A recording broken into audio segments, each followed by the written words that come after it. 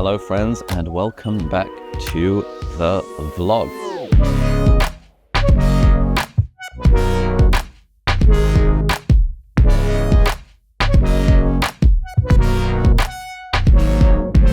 We are actually in Turkey, and we are here for a team quarterly retreat. And we have all of us in this villa in Antalya, which is about an hour's flight from Istanbul. I got in last night because yesterday was Eid, so Eid Mubarak to anyone who celebrates. So I spent the morning and afternoon with the fam, and then took an evening flight and landed here in this absolutely sick place. And we're going to kick things off today with team presentations. We're going to be going over our vision, mission, values as a business.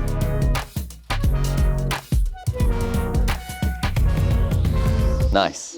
Hello everyone, welcome to this team retreat. Thank you for all the hard work you guys have been doing in the last 3 months in particular on getting everything off the ground. We are in an exciting new place in the business where we are, as you know, trying to build to scale rather than the whole business being reliant around me churning out videos, the business being more of its own thing where we can deliver results for our students, our wonderful students, and our paying customers and stuff in a way that doesn't necessarily require me to be involved at every step.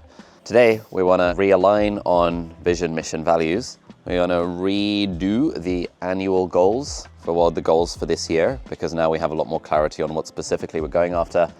We have a bunch of key results you'll be pleased to know to go over. And then Angus has been making lots of changes to the firmware of the business. So those are our 5 key objectives for the year. Productivity Lab, Abdaal.com, email, YouTuber Academy, and systems. Those are sort of like the areas of big change that are happening. And then the areas of smaller change is all of the content stuff. There's only so far you can go with like the cavalier attitude that I've had to date. But what will take us to the next level, which is what we're trying to get to, is more like go slow to go fast. We're thinking a lot more about not just this month, but this year, the next 3 years, next 5 years, next 10 years, and trying to set things up very nicely to be a calm, nice business where we're able to help people build lives they love.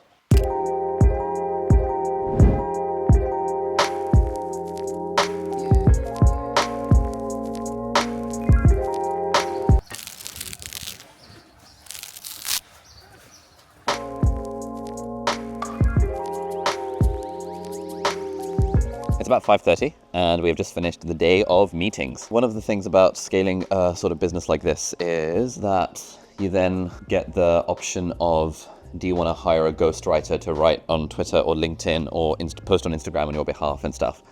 And I've dabbled with this over the years, but at the moment it just sort of feels like it's just a bit too inauthentic. But I already write my weekly newsletter, Sunday Snippets, which you can sign up to if you want, abdaal.com/Sunday. That's something that I write by myself.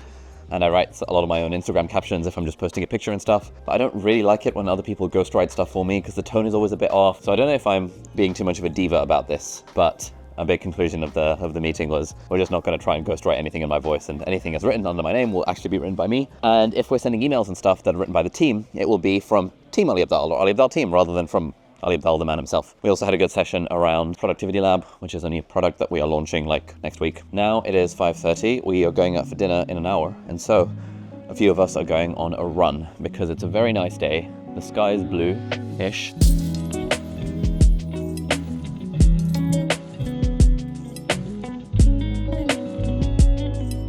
What are we doing?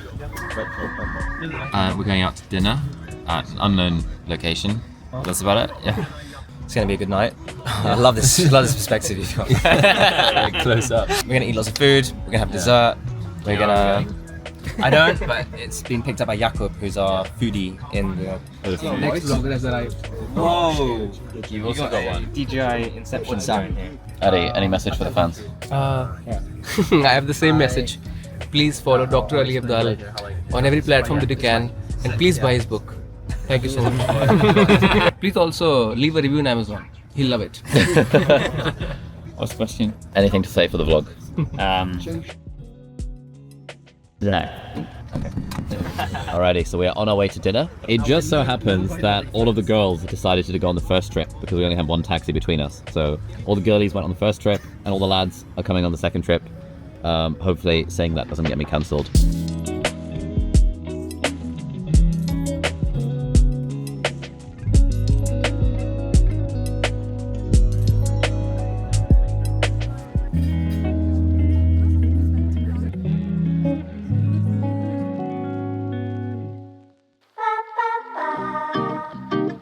Alrighty, it's day 2 and we're going to start the morning off with a bit of a sauna session. I've just been in the sauna and then we're going to get into the pool, which is very cold, and this is going to mirror an ice plunge or a cold plunge.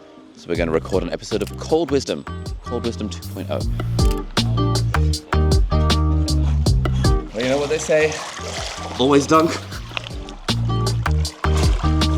This is what my friend Sahil has been doing every single day for his whole life, and he's been vlogging it for the last, since the start of January. Always dunk. He does it every day in a way colder pool than this, and talks about some life advice that he thinks is useful. What's some life advice that I should talk about? So, a piece of advice for anyone who's looking to start their first business. Basically, Saf is partnering up with one of his mates to start a business. And really, before you do anything else, the first thing you got to do is just validate that the idea is actually good. I.e., is there at least one person who is actually willing to pay money for that specific idea? And that would be step number 1. Just actually, figuring out if there is a market for the thing.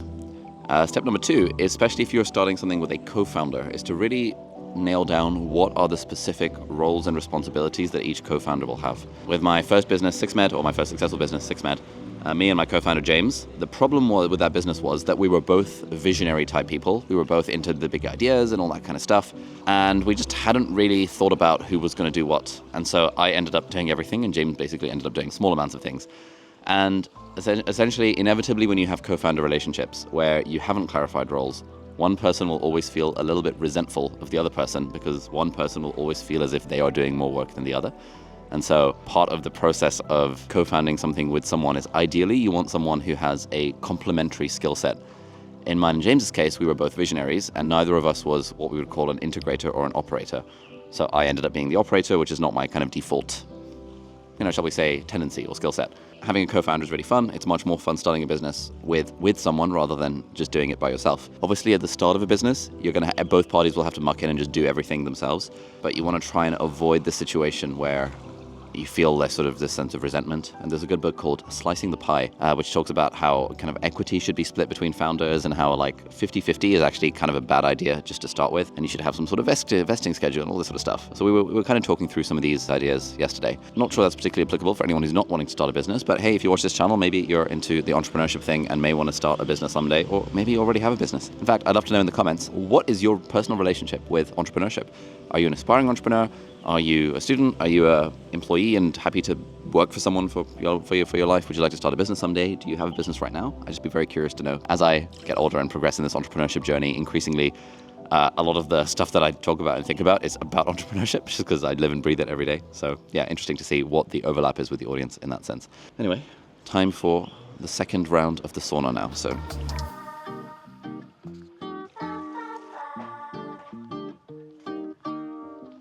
What's it like working for a YouTuber, and would you recommend it?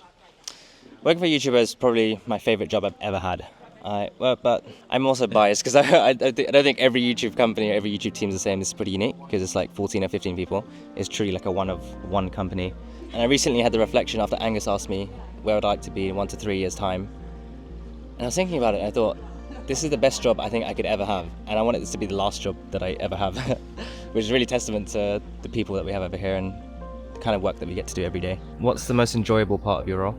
I get a lot of satisfaction actually out of knowing that the content is we put a lot of thought into trying to make videos that are genuinely helpful for the audience, and then when I see all the comments being this is amazing and I'm watching your videos for ages and this one in particular really helped me out, I genuinely find that very satisfying and meaningful, and knowing that we're impacting people directly and changing their lives as a result. The most enjoyable part of my job is the people, of course. The team are incredible. They have such a good vibe, they're so friendly, they're also intelligent and smart, and yeah, it's absolutely the team. Have such a close-up interaction with our audience and seeing what they like and looking at all the amazing comments and DMs that we receive from really great people. I think it's really nice to be part of that and seeing the impact that Ali and the business as a whole makes on people. So that's really nice. Anything that sticks in mind as something you've learned by being here as part of this team for over a year now? Something I've learned is the power of you can create the job that you want just by outreach and just by finding the right people you want to work for, instead of looking at the pool of available jobs that are out there and choosing from them. And so there's 2 levers I like to pull. One is, if you have a long enough time horizon, there are more interesting opportunities that can arise. If you only give yourself a month, to find a job. You can only find the best of the jobs that are available in that month. The second lever is finding a list of creators or businesses or the types of people you want to be mentored or coached by, the kind of people that you look up to, an environment where you'd be really energized, and then proactively reaching out to go and work within those environments or within those teams. I think around getting a job, that's probably one thing, and not to settle for jobs. I think it's really easy to get comfortable inside of a job, think, oh, this is just how work is and what work looks like, but there are so many different types of jobs out there, and I'm so happy and fortunate to have found that fit for me within this team, and I'm sure that there's a fit for everybody else watching this video in a different team as well. Lovely, thank you very much. Thank you, Ali.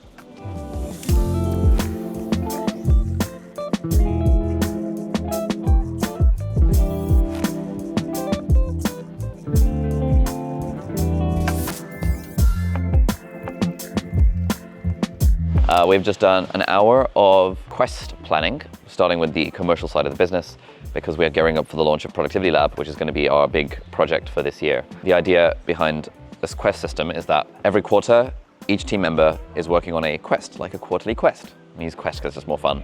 And that quest is broken down into projects and tasks. And the quest is like, what is your focus for the quarter? What is like the one thing that you're working on this quarter that will most move the needle for your area of the business or for the goals of the business? And it's useful to define it in terms of like facts, feelings, and functionality. This is the definition of done from Dan Martell's excellent book, Buy Back Your Time. So, you know, what are the facts, what are the feelings, and what are the functionality? What would it look like when this is completed? And then the idea is that each week, every team member will give an update on how their quest is coming along. And each quest will be made up of multiple projects. And so those projects will go into a project management system where we can then see like, okay, cool, of the 4 projects that make up this quest, are we on track to complete them? And then ideally, we want to do things one at a time. We don't want it to feel as if there's like 8 projects that are happening all at the same time for a certain team member. We kind of want there to be sequencing so that it's like one project and then that's done, and then another one, and then another one, and then another one, and all of this rolls up into quests. It's our new implementation of project management that we're doing in the business for the first time this quarter. And so hopefully that'll be useful. We used to work on like 5-6 week sprints, but then things were just changing a bit too often. And I think it served us at a previous area of growth for the business. But I think to unlock the next level of growth, we kind of need to take our time a little bit more. And the whole theme for this year is go slow to go fast. Ooh, it is dinner time again. Let's go! It's dinner time with none other than Dr. Ali Abdaal. Woohoo!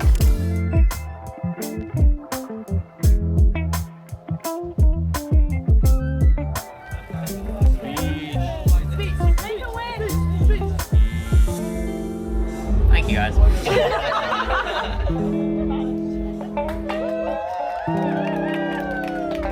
All right, it's the end of the evening. It is 10:30 p.m. and 5 of us are heading back, while everyone else is staying out partying in town, and they were looking for some sort of belly dancer to watch or something.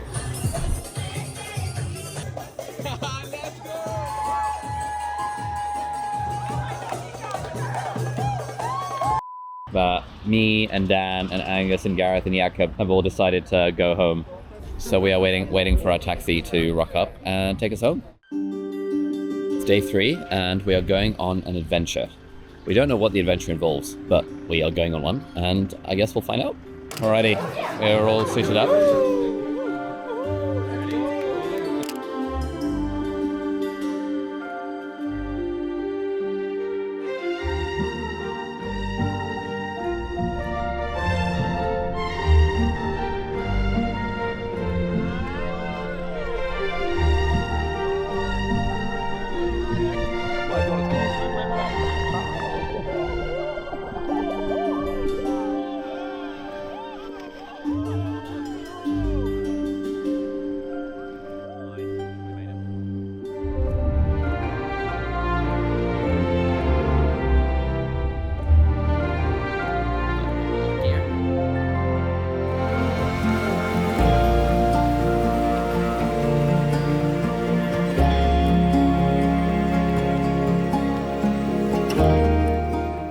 Man, what a vibe.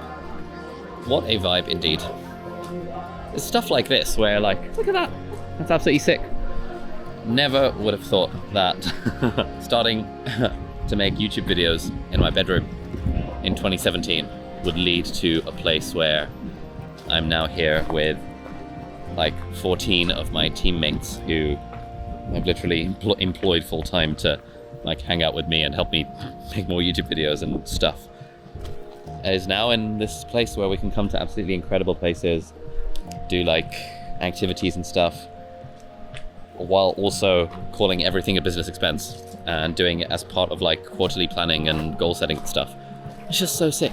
So sick. If anyone's thinking of starting a business, mate, it's the vibes. This is genuinely the life. So good. So good.